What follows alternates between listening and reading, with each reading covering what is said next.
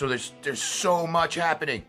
It's hard to, it's so distracting. It's almost impossible to keep track of what's happening. Things are happening so fast and in so many different places. New Supreme Court nominee. Mitch McConnell comes out and says, I hope that the Democrats will afford this appointee all of the opportunities that we gave President Obama's appointees and Bill Clinton's appointees during their administration.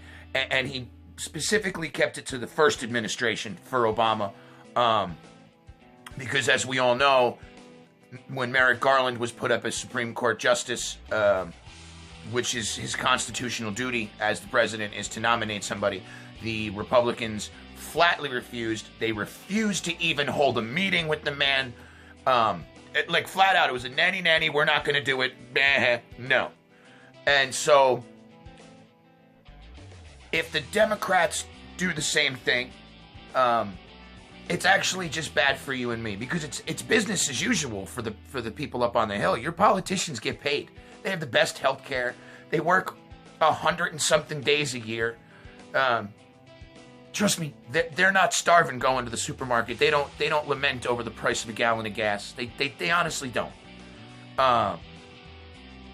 So, and then there's the whole going nuclear conversation. People are like, what does that even mean, going nuclear? What it means is, instead of requiring a 3/5 vote of 60, it only requires 51 votes in order to get somebody nominated.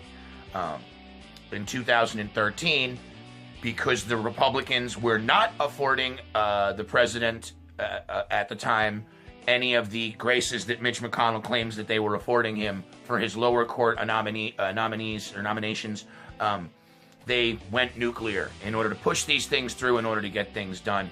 And of course, it was declared as stomping all over the Constitution, and we're ruling by fiat, and we're under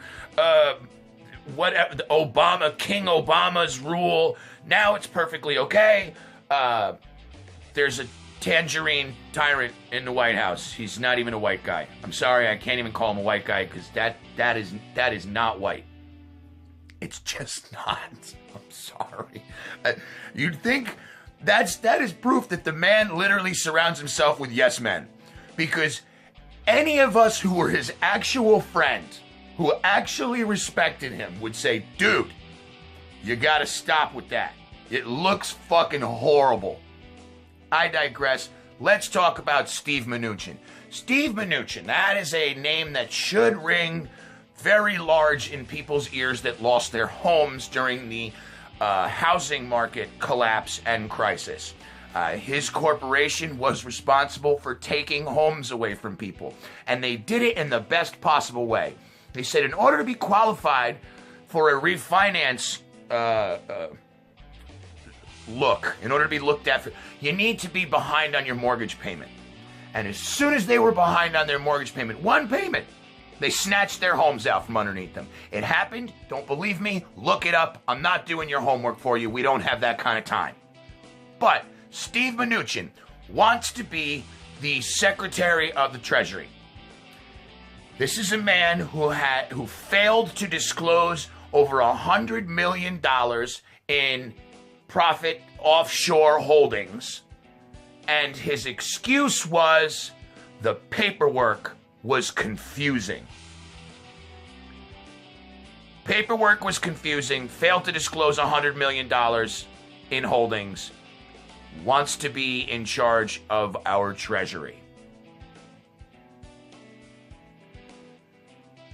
That is terrifying, ladies and gentlemen.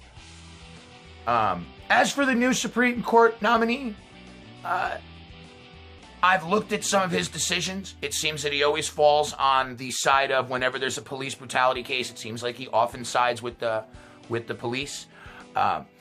There's no real telling where he stands on abortion, which is going to make it difficult for the Democrats to stop or filibuster based on that. He hasn't really written a whole lot about that, but he definitely has written some papers on some other things regarding stem cell research and stuff like that, and I think that you guys should probably take a minute before you just go off in your own partisanship and look at the decisions that and the things that have passed down. Also, when it comes to, I mean, he's from Colorado, and so medical marijuana, legalizing marijuana, these things are going to come up in federal court or the Supreme Court over the next couple of years. And I think you guys should look at some of the decisions he's made there, wherein he has sent people to jail for a very, very long time over a plant. And if you claim to be a conservative Christian and a Bible reader, you will remember that the plants and the animals were given to all of man by God to be reigned over by us, his chosen people. And to declare that one plant is illegal is, well, keep it classy, America.